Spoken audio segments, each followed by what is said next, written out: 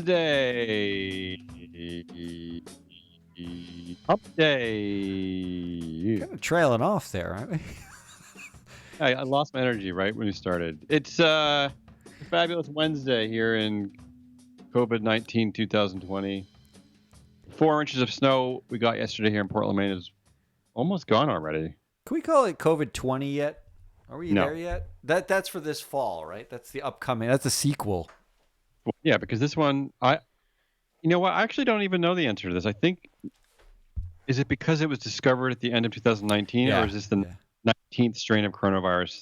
No, it's COVID. It's COVID 2019 is actually, I think, the full name. Yeah, I think we need to maybe go to a hurricane naming convention and call this like Janice or something like that. I prefer that. That'd be much cooler than Virus Barbara. Why are you sexist? Oh well, or Joaquim. I don't know. Can I just say quickly at the top of the show, since we're on this is show. Business Pants. Did I say that? This is Business Pants, March 25, 2020. That's Matt Mascardi. I'm Damian Morales. This is Free Float Media, and Matt's going to talk. Go. Really quickly, go to www.patreon.com/freefloatmedia. We are now accepting bribes. No. I'm sorry, patrons. We are accepting patrons. If you want to be a patron of the arts, and we are artists, this is the art of free range analysis. Please feel free to join us per month. There's some nice little cozy extras you get if you do it. And if you don't do it, subscribe and rate us and tell your friends anyway, so that maybe one of them will do it. Because for the cost of a latte, you can get genius delivered to your earballs almost every single day during quarantine. All right. What do we got on our agenda today? Let's do that. I will add that I had a dream last night that we had some amazing patrons coming in overnight, and I woke up and I refreshed the page, and my dreams were wrong. So let's make Damien's dreams undead. Today on the show, we're going to stay with our theme this week, which is un-COVID stories. So they might be tangential, but they're not squarely focused smack dab on coronavirus. And we're going to attempt to break these stories up into two categories. Humanity is stupid, and nobody cares about anything ever. And to me, this is challenging because those kind of sound like the same thing to me. But I just think those are hysterical. I just like to say, yeah, because you came up with them. Well, I know. These are your categories. It makes me giggle to think about. What's wrong with you? And last, we have a March Sadness update. Oh yeah, maybe that's the most important part today. Is that it's round 2 of March Sadness. We'll do a full March Sadness rundown. If you haven't been paying attention to March Sadness, honestly, then you're full of sadness, because there's nothing more entertaining than talking about Google Trends that include company name and the word sucks after it over 7-day periods and scoring that. So I call it a win. So let's get into what are we doing? Humanity is stupid first. Do you care? Doesn't matter. Yeah, humanity is stupid. Tell me about all the stupidity of humanity. I gotta say, and I will say, the categorization of these headlines is somewhat arbitrary. But it doesn't matter. Humanity is stupid is funny. Let's start with the first headline. Trump's back to work push. Already good. He's already threatening to get us back to work by Easter. And of course, I'm not Christian, so I had to look up when the hell is Easter. And it's like 2 weeks or 2 or 3 weeks. That kind of frightened me a little bit. Anyway, Trump's back to work push pits billionaires against the doctors. So this is the first story in our wars category. Oh man. So billionaires versus doctors. And notice the trend of this year, and really since we launched this show in the late fall 2019, it's billionaires versus everybody, really. Right? I mean, that's something that I hope that everyone is slowly learning. Our next I think actually directly after March Sadness ends, we should, which is right around Easter, we should just start a billionaires versus everybody who experts sort of bracket. List a bunch of America, right? experts on one side, a bunch of billionaires on the other. We'll see who the American public trusts more. I think I Uh, know. I don't have a lot to say about this. Feel free, but I'm going to weigh in quickly to no one's surprise. Billionaires versus doctors. I am picking I doctors. like the dramatic pause. All right. Up next in Humanity is Stupid, Poland. So Poland is kind of a pioneer here. I'm calling them a pioneer because they're really the first entity, either a corporation or a sovereign nation, that's using coronavirus as an excuse to not do something that would further the cause of humanity. Poland, which relies heavily on coal-fired power stations, said that it will find it more difficult to achieve the European Union's climate goals because of the impact of the coronavirus epidemic. So there you go. I think this is the start of, unfortunately, of so many, way too many companies and things and beings and corporations saying, "Oh, we can't do it because of this." The irony here is that the climate crisis is partially going to be solved by coronavirus, which is simultaneously killing off boomers, bad thing, Mhm. but also it has had a tremendous positive effect on the like the air pollution in places like Beijing and Mhm. India and in northern Italy. Like they're seeing massive benefits because now no one's driving. So it's actually better. So Poland, do your worst. The rest of us will take care of it. Yeah, and if you have a cruise industry in Poland, I'm talking to you, Poland. Maybe let it die and repurpose those workers into other things that benefit your economy and your environment. I don't think Just a thought. Poland's bailing Just a out thought. its cruises. Well, they have the Danube River, don't they? All right. We work. Humanity is stupid. We work. We Wow. work. Yeah, that We is. work asks. Do you need to go on with the story? Did you say we work and then we just hit the bell? WeWork asks employees to value work versus safety in offering them money to go to the office during health crisis. WeWork's decision to offer $100 a day to certain employees to keep offices running presents a moral quandary at a time when Governor Andrew Cuomo is demanding that people stay home. So this is a New York-based story, but still, you get the point. WeWork throwing $100 at its workers to basically go into work. Do you think WeWork is considered essential work? Well, they're trying to make the claim that they are, and I looked at the claim and I couldn't understand it for the I life of mean, me. they offer like kombucha machine, like shared work offices for freelancers. Yeah, I almost worked at I almost signed up for a one of these places, not a WeWork, but an equivalent. And here's the reality: it's a place where you bring your laptop. Okay, so you're all these are people who already can work anywhere. They can work at home. So why would you now be asking them to leave their house? I don't really. This is another. This is a embarrassing move for WeWork, I Your think. home must truly stink if you are going to go out to a shared work environment Mhm. that doesn't get cleaned very often, and that's where you're going to work instead. I mean, Wow, you're look, better off going to the like sadly, public library. yeah, sadly, I think at a time like this, you're playing devil because a lot of people could use $100 a day. So yeah. That's All right, sad. humanity is stupid. Eat, eating meat. I like this one. This is in our deep fake meat category. Here's the headline: One root cause of pandemics few people think about. It's our seemingly insatiable desire to eat meat. Uh, so here's the idea that this Yeah, pandemic walk me through started this. from a meat market in China, right? Yeah, I Uh, guess that's true. Yeah. I mean, I think most of these viruses come from eating meat, don't they? Am I wrong?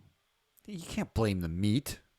Well, the the s- Ebola didn't there, come from eating meat. the bird flu, the wasn't there like a swine flu? Yeah, but the swine Eh, flu didn't affect humans. Oh, it didn't. No.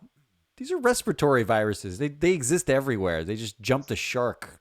And by shark, So I mean they actually jump out of a shark into you.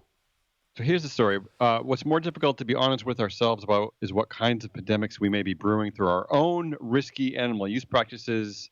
When that day comes for the next pandemic, it's very likely that such a virus will also have its origin in humanity's seemingly insatiable desire to eat animals, whether wild or domestic. The conditions in which we often farm animals today, crowding tens of thousands of animals wing to wing or snout to snout, serve as amplifiers for viral pandemics. So, I mean, I'm not suggesting that we stop eating meat, although it probably would solve just about every world problem. It's another case of, now is the time to figure out what we're doing wrong and fix it, Can right? wait? Can I have a? Can this be the time? But can I have a? Hold on a second. I need this Have a for cheeseburger? dramatic effect. Yeah. I'm gonna have a quiet moment where I tell you a truth, a deep truth. Hmm. Everything you just said made me hungry. Oh, okay, but Beyond Meat, Impossible Burger, they can still satisfy that hunger. Can they You don't have though? You don't have to eat a cow head. Well, I don't remember what you said about you had an experiment where you tried a Beyond Meat burger, right? Correct. Compared to it. I've tried Beyond Meat. I've tried So Impossible Burgers now. I've tried the does it bigs. does it satisfy your cheeseburger urge? Would it in the future? Like I actually find myself generally defaulting to it now. Okay. There you go. You I heard it here mean, first. Matt says we can solve a lot of the world's but problems. it does a really bad job at solving my brisket desire so far. So unless they can Well, make a they're smoked actually brisket equivalent, from an article I read in the New Yorker pretty recently, they're basically taking each meat step by step. The one I heard teased the other day was a chicken sandwich, I which is my can't I can't get over the chicken thing. I so can't. so yeah. So I think they're gonna get to your brisket eventually. It might be 2035, but they're getting there. I'm just waiting for the like ranchers, Department of Minnesota to weigh in that this is not meat and continue their lawsuit about mislabeling it meat. So I'm excited Yeah. for that to play out. That the Well, pandemic that is, how do we label meat or not meat? it seems so quaint now. All right, final story, and humanity is stupid. I don't know why this is stupid, but you can convince me. Online wills. There's a report out Seems that reasonable. Americans are rushing to make online wills. As of Monday, Boston-based Gentreo has seen a 143% week-over-week increase in people filling out wills. I guess that's not stupid, Oh is my it? God, that's just depressing. That's not. Can we I already move? have a will, so Let's move on to no one okay. cares All right, about everything ever. get me out of this category. Is that it? Just a bell? We're What is just a bell? belling. Just move on. All right. Yeah. The Next bell is category is next story. nobody cares about anything ever. Okay, this is the first one. It's a big one. The first big story, and this is from an article in the New York Times. How much is a life worth? Ooh, I like this. So I'm going to let you take this one because this overwhelms me and confuses me. Okay, so the short of the story is there are statistical measures that like various U.S. departments use in valuing a life. So I think the example is the EPA, right? The EPA sets a value of how much human life is worth, and they did that as part of like, when there's a giant spill and you have to value, like someone's life as part Hmm. of that spill, like if there's someone dies or something like that, the EPA actually sets a value statistically on those lives. The EPA is not alone. Apparently, the U.S. Department of Agriculture does this. The Food and Drug All right. Administration does this. I'm sure other departments do it. But we found a Bloomberg article from 2017 that laid out some of these values, and the New York Times discusses them. So here's what I did. In Matt's fun numbers minute, okay? Mhm. We've talked a lot here about stakeholders and the value of stakeholders, and I went through we have a whole, episode in a segment we used to do called Matt Makes, in which I made the case for employees, valuing employees by the number of lifetimes they spent cumulatively at a company every single year. So here's an example, right? if you the average U.S. human lives, something like 80 years. And the average Walmart employee works like 35 hours per week times 50-ish weeks a year, like 52 if they're a full year, but then they get paid time off, whatever. They'll say 50 weeks a year. You can actually figure out that cumulatively, all the hours that all of the employees at Walmart spend at Walmart amounts to about 5,600 human lifetimes based on life expectancy. Okay. So I have all those numbers from this episode we did maybe a couple months ago. What I did was I just took those numbers and I multiplied them by the U.S. Department of Agriculture, which somehow had the lowest value of a human life. They valued a human life at about $8.9 million per human life. Okay. Right. And the reason why they're doing it is because they're basically saying, like, if someone dies of salmonella, how do you fine the company? Like, 50 people die, what kind of fine do you set up, or what's the redress? Like, how do you value this, with some statistical rigor? They apparently came up with a full $1 million less than the EPA. They just think, I guess, human life is worth less if you die from salmonella than from a toxic spill. That notwithstanding, I used the lowest value from a 2017 Bloomberg article of $8.9 billion per human life, and I multiply it times the number of lifetimes spent at these companies every year, just in cumulative hours spent. Here's the fun headline. Most companies pay their employees more than the value of their life, with the exception of companies like Walmart. Walmart actually pays its employees 3% less than the USDA value of life. So that's pretty close, right? It's pretty close. There were some that were much less close, like Darden restaurants. And here was actually my favorite of sort of like larger companies that have some name brand value. The dollar store. If you live in the United States, you've seen dollar stores. These are stores where everything's supposed to cost $1 or less, although I visit dollar stores, yeah. And they have all sorts of like random stuff in them. Like some of it's useful, some of it's total crap. But they're overall pretty depressing. They are. They're depressing places. If you work in a dollar store, know this. The U.S. Department of Agriculture thinks it would be more valuable for you to die from salmonella. It's 50% more valuable for you to die of salmonella than go to work. That's what the U.S. Department of Agriculture says. What does that mean? What do you mean? That means more value?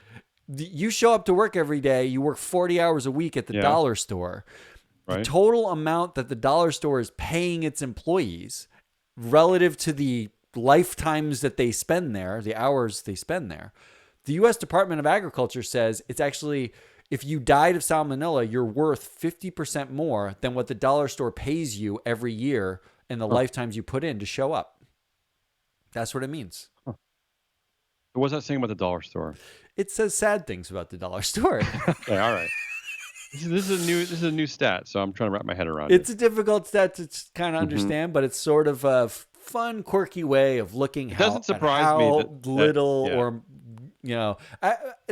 actually, the amazing thing is most companies value their employees. I mean, it's retail stores and sort of, the cheaper, the restaurants, like where they look for cheap labor.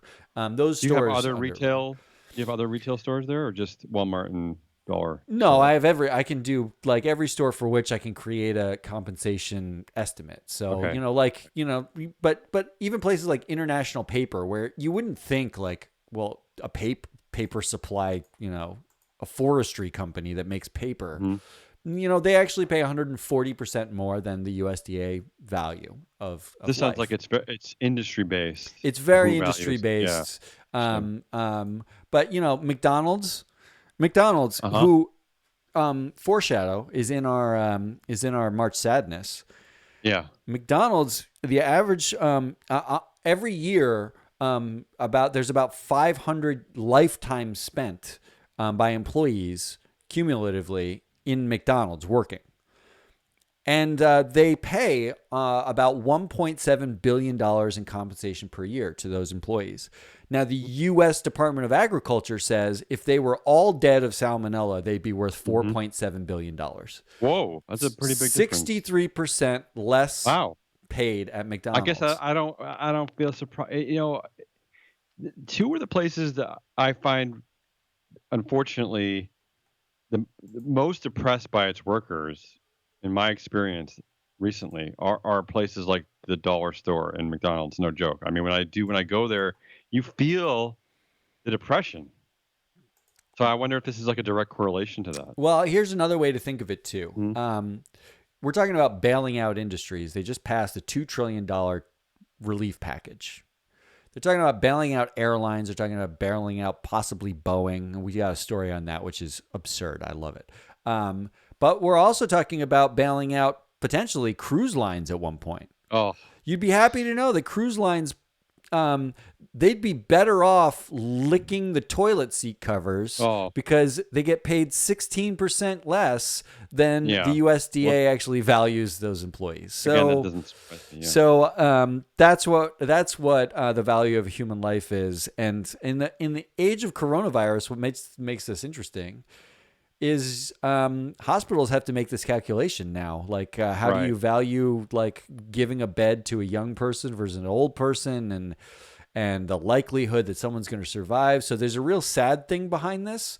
But Hmm. it's good to know that the corporations that employ us often value us less than our lives are actually worth.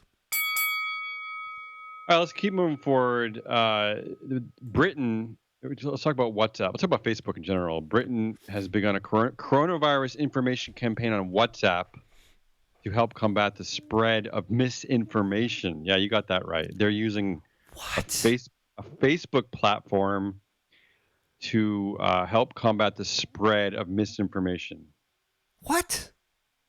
I know. I mean, so many things come up to my in my head on this one. First of all, like, how is Facebook not a utility? Second of all, you're using the platform of a misinformation to combat misinformation. And third, I think, but isn't this the company that welcomes lies because they reflect humanity? The whole thing is so confusing. I'm so sick of Mark Facebook. Zuckerberg must have said this was okay though, because that's what he can Yeah. do. Also, Facebook says it's seeing weakening ads business, despite the fact that online activity seems to have increased. I don't really understand why there'd be fewer ads if there are more eyeballs on the internet. But you got any quick wisdom about that? Well, someone's got to pay for the ads, and then no one wants to. The first thing that Yeah, but everyone cuts, there's two things that everyone cuts when shit hits the yeah, fan. It's but you cut their workers. employees, and Yeah. and then you cut your advertising. You just Well, why? I mean, you just need retail. I mean, you need spending now. So why wouldn't you want eyeballs on your stuff right now? I don't get that if one. I think the advertisers who are still doing it are going to be like massive corporations, but a lot of their advertisements are Right. Oh, local I see. targeted ads, You're right. right? Like, so it's You're small you're right. companies. They're not going to pay anymore. Well, let's jump over to CEO pay. We're staying in nobody cares about anything ever. So there's the suggestion is that the havoc wrought by the coronavirus could give investors leverage to put new limits on CEO pay packages and link them more closely to a range of social and environmental issues at upcoming annual meetings. So this is like something that a lot of people might have been waiting for. So now there is more political and reputational risk associated with these executive pay amounts. Bumper pay packages for CEOs who at the top level can earn hundreds of times more than average workers could prove a sensitive issue for companies at a time when thousands of people are dying, health systems are buckling, and millions of people are losing their jobs. So my question to you, Matt, since this is in the nobody cares about anything ever category, is that will we finally see a shift? No. No. Okay. I mean, but again, the opportunity is this article is correct in the sense that the opportunity is real. It's here. I mean, who is going to seize upon this? I have no idea, but it's real. No, it's not going to happen. That's Okay. Up that's my next, way in. here's the most fascinating story of the day to me. And there's Matt has a chart of it up on the slideshow. So we're talking about corporations and how they're dealing with this crisis. And we're talking about human heads of human resources, chief. What are they called? Chief people officers. What are they called? Yeah, they like people officers or or chief human officer I've Right. seen. Yeah. And why this is important to this show is because these roles are basically held by women. These seem to be the only roles that companies let women hold, and for a while they've sort of been, the roles that aren't taken seriously, which shows you a lot about how companies are dealing with diversity and hiring women in leadership.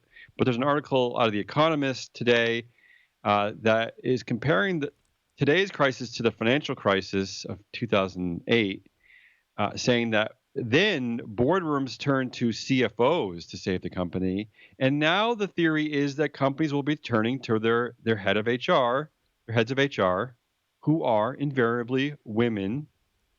Uh, so they're saying the duties of chief people officers look critical right now because they must keep employees healthy, maintain their morale, oversee a vast remote working experiment, and as firms retrench, consider whether, when, and how to lay workers off. So this is fascinating for a lot of reasons. I'm wondering, like, could this have, when we look ahead 5 to 10 years, could this very fact lead to seeing more women in executive leadership? Like, will this be something that finally kind of smashes through the glass ceiling because they're finally proving their worth? I mean, because this job is no longer going to be sneered at. I'm assuming. Wait, are you asking? Uh, Are you asking me? I'm just thinking out loud. And if you look at this Because chart, the answer here's is this. just no. Okay, I know you have you're pessimistic, and I understand that. And we're looking at this chart from The Economist, and the source here for this data is Equilar. So, by a disturbing amount, the heads of human resources at these biggest companies in the United States, uh, they are paid way below everybody else. I mean, not even close to the CEO, but also far below the CFO. But then the shares of these jobs held by women are shockingly high. They're up way above 50%. Looks about 60% of these roles are held by women. And we've talked here a lot about how the fact that for CEOs that number is about 4.9%. So So yeah, here's I what you don't know. got. I don't know. I'm hopeful here. I think that this is something to keep your eye But on because look, yeah, go ahead. CEOs in the financial crisis, a lot of them stood up and said, "I will take $1 salary," and they played Mhm. corporate heroes. The human resources do play the fundamentally the most important role, arguably right now, Mhm. because of the virus and because of all the things that are happening, and there's like health implications and benefit implications, all those things. But that's shit work. Effectively, what we've set up is women doing the shitty Yeah, it work. it does. It reminds you of home, of being like They don't get household work. any. There's no heroism that comes out of this. No one's going to call. No one's going to say, "Thank God for our human resources officer getting us through this time." In fact, what they're going to do is they're going to have this chief human resources officer, who's invariably a woman, go call their employees and say, "By the way, you're furloughed. You're the one who gets fired." It's not going to be the CEO who does that. They're, Yeah, I in mean, fact, the human resources officers are the face of hatred. Like they're the ones everyone yeah. hates. This is invariably a negative, not a positive. This ends really badly. It I mean, just I see, keeps women I in the same see, place they're always in. I see what you're saying. The thing I want to track is that there are going to be a lot of women in this role who are mightily going to be impressing their boards and the leadership teams during this time.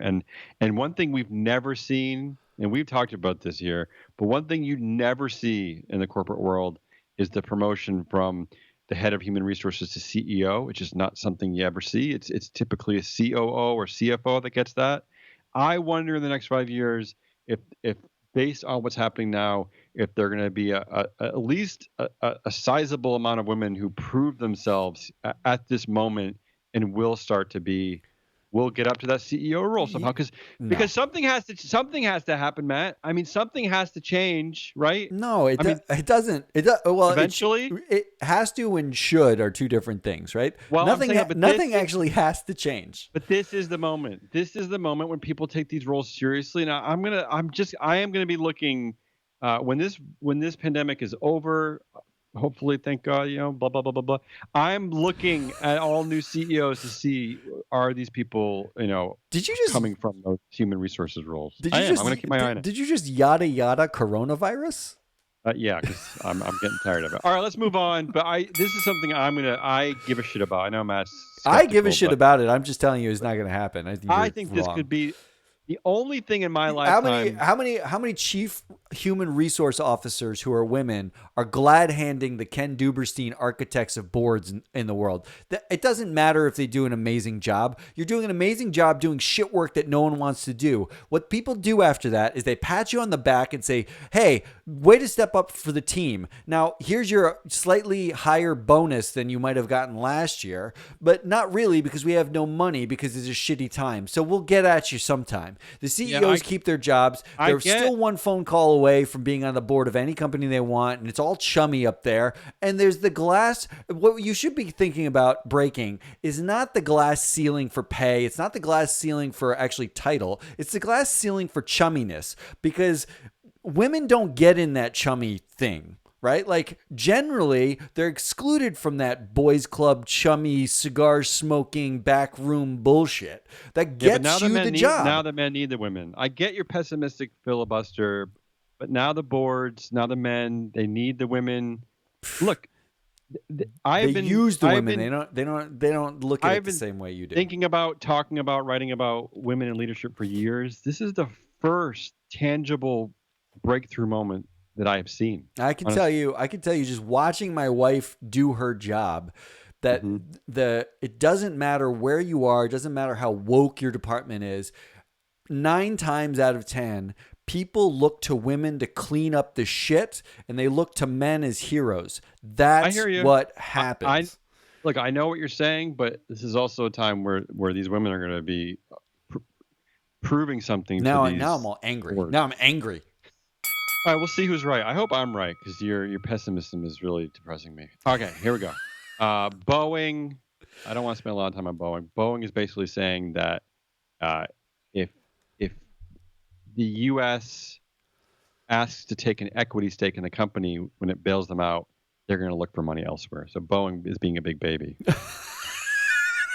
I mean, come on. I don't want to say I hate Boeing, but I hate Boeing. I'm supposed to be. I'm supposed to be the level-headed, like, analyst of the two of us, right? Yeah, go for it. Boeing, eat a fucking dick. Wow. All right. Finally, Coca-Cola. Oh no, there's 2 more stories. Coca-Cola CEO says that the supply chain is creaking around the world, and I say this to you, Coca-Cola CEO, just like I would to the cruise ship CEOs. Do we care about Coca-Cola? Yeah. Right.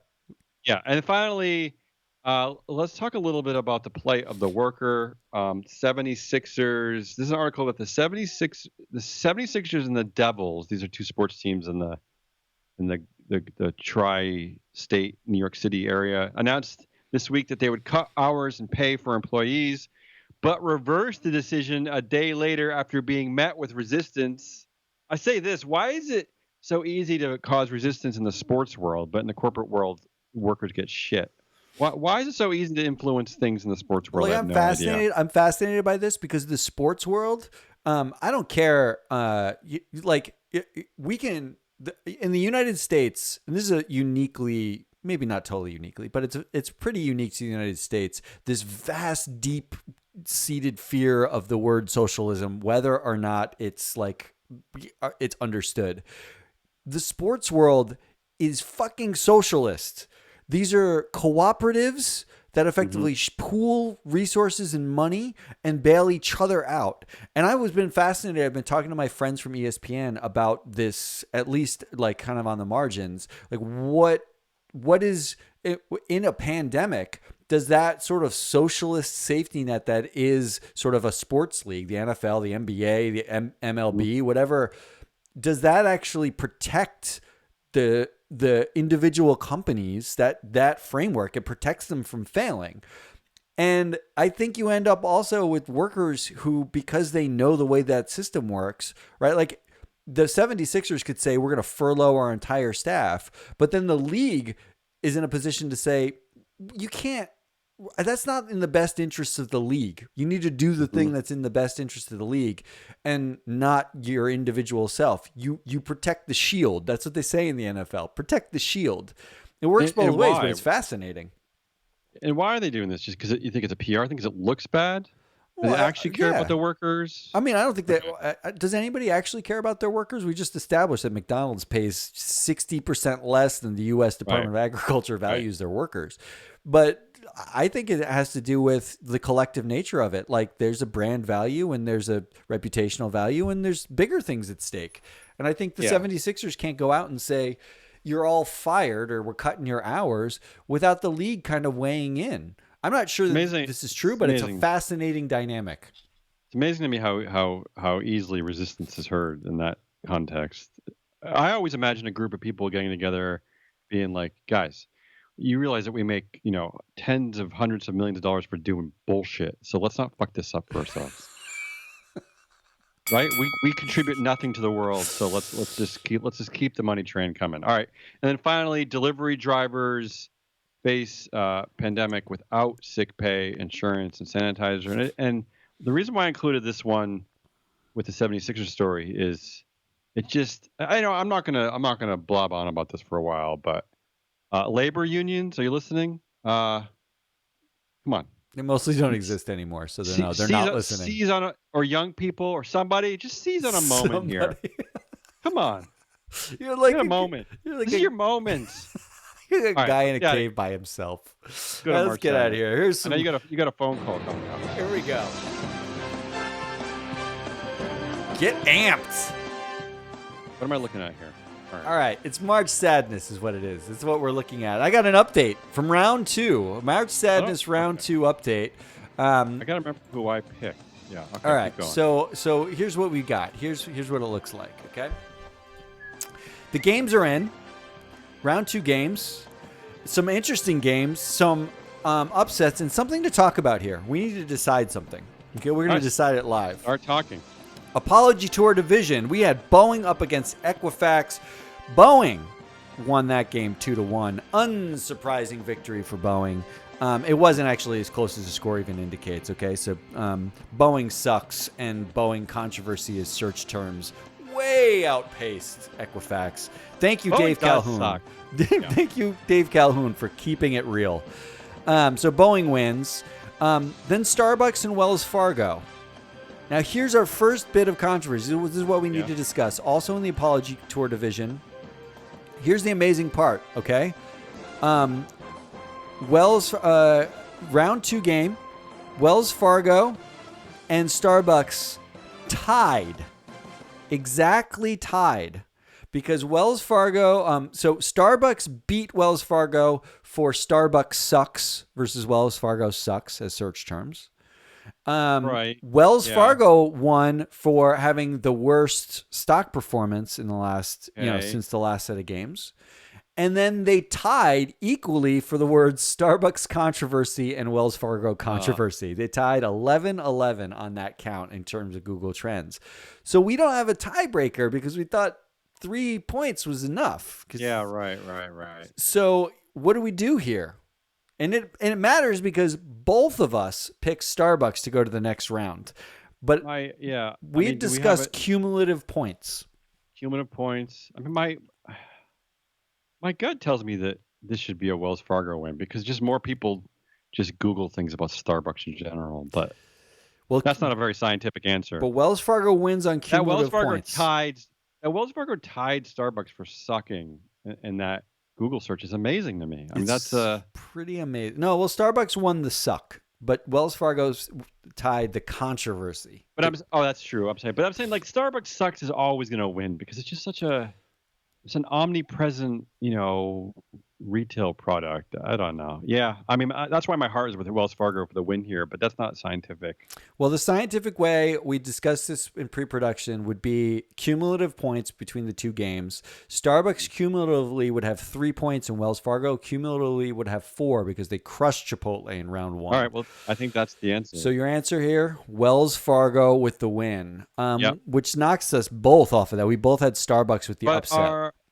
but I know one of our listeners picked Wells Fargo to go to the finals. They So did, so this is good for them.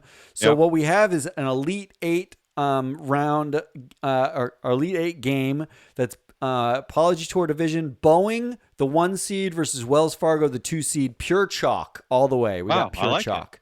All Wow. right. So we're pretty brilliant in our seating. CEO's Rule Division. Let's get some music in the background again. The biggest upset maybe of the tournament, Amazon the 1 seed going up against Twitter the 5 seed. Twitter wins 2-1. Okay, all right. Twitter- It doesn't seem like a massive. Well, we had Amazon going into the next round and into the I know, final but four. if you play the tape back, I was confused about Amazon Yeah, because okay. I thought that Amazon had a chance has and had a chance to shine during this pandemic, not only because it's like on the front line of helping people, quote unquote, because of Whole Foods and all the deliveries from Amazon Prime, but that I thought maybe its share price would do well. Well, So I thought the search term Amazon sucks was a slam dunk, Okay. but Twitter sucks won 40-32. It was very, very close, but they won. It's probably from people who are who are reading Trump's. Yeah, tweets, it's probably. not. It's listeners of Business Pants. Is what I All like right, to so say. it doesn't shock me, but I'm glad to see a 1 seed go down. It's always exciting. And then Apple up against Tesla. Apple crushed Tesla 3-0. Oh yeah, We actually, Tesla, you're the company that you thought was the greatest. I thought ever. they were going to go farther, but I did pick Apple actually to get to this round Oh, anyway. sure. So both of us had Apple here. All right, I like it. Twitter Apple's a great matchup. So CEO's Rule Division, Twitter's Jack Dorsey up against Apple's Tim Cook. Great, I love it. It's in like the old Elite school Eight. versus new school. It's a perfect matchup. It's really a great matchup with that upset. So Fake Public Division. Oh, here we go. Fake Public Division went pure chalk. Facebook was This is where Duke Book is in this category. Duke Okay, Book. yeah. Facebook was up against Square. Facebook crushed them. It was 3-0. right, It good. wasn't close. Walmart versus Google. That was the 2 versus the Ooh. 3 seed. Google being the 2. Google won 2-1. Wow. It was All right. it was not as close as that actually again, would suggest. So maybe this is not surprising because I put Walmart in the same category as Amazon is potentially a company to step up during this time, and they both lost in the Sweet 16. Here's the funny part. Google sucks got a 50 on its index and the Google Trends index. Walmart sucks got a 6. So Okay. not even close. Not even. Good job, Walmart. Google All right, finally, sucks. Walmart. Bye bye Finally. Walmart. Google setting up a fake public division round that is Elite Eight Facebook versus Google in the Elite I'll tell you Eight. this: it takes a global pandemic to make Walmart not seem sucky. Because I've been to Walmart, and you suck, Walmart. Finally rounding out our Sweet 16, General Motors, who upset BlackRock as the 1 seed, facing off against McDonald's. McDonald's completed the trifecta. 3-0. McDonald's Yeah, of crushes General Motors. No one's thinking about GM right now. We knew that was going to happen, so that wasn't close. And then BP versus Uber. Uber was our 2 seed. Uber crushes Uber's BP. dominant, yeah. It was dominant performance, setting up Uber versus McDonald's in the Another Elite great Eight. matchup. Another good Great matchup. And McDonald's, I don't think they have a chance against Uber, given Dara is writing letters to the Trump administration to protect its non-worker workers. Yeah, that's a late curveball there. That might be a tournament sealer there. So here, let's just finish this up before we close out today's show. Our Elite Eight is Boeing against Wells Fargo, the 1-2 seed facing off in Apology Tour Division. Twitter versus Apple in our CEO's Rule Division. That's the 5 versus the 5-3 seed. We have Facebook versus Google 1-2 seed in the Fake Public Division. That was all chalk. Stakeholders Rule Division, we had McDonald's as the 4 seed up against Uber, the 2 seed. And that's what we've got. Can I say that we picked well here? A lot of these companies are in the news for sort of audacious stories. If we go down the list, Boeing's still being a baby. Wells Fargo is clawing back compensation from a horrible CEO yet again. Facebook is always up to weird stuff. Google can't seem to get a website together to track COVID-19 for the company, despite its largesse. And Uber kind of stealing COVID-19 so far with the most ridiculous plea to the federal government. COVID-19. Right? I mean, so I think we picked well here. I think we did a good job. I think we did an amazing job. I will also say that I picked weller than you did because my bracket is winning over your bracket, which we can discuss next week when we. Way to end on that note. Well, way to make this about you. I like to inform. I want to inform the public that you suck more than I do. That is Damian Rollis. I am Matt Muscardi. We are Free Float Media. This was Business Pants. It is March 25, 2020. Coming at you live from COVIDtopia, but also listen on this podcast. If you like what you heard, please subscribe, share, give it to your friends, and go to Patreon. Look up Free Flow Media. Patreon.com. Send us a latte a month. Just one latte a month. You get a couple of extras, and you get to benefit from our genius more in your earballs or your eyeballs. Thanks to our team here, who is Courtney Cook and Courtney Rowe, our executive producers. Thank you to Dan Rogachnik, who's the angel on our shoulder. Thank you to Todd Hovanek, who makes the sounds that make us dance. And thank you to John Walsh for drawing goofy pictures of us that make us more popular than we actually are. Damian, I will see you tomorrow. See you, Matt.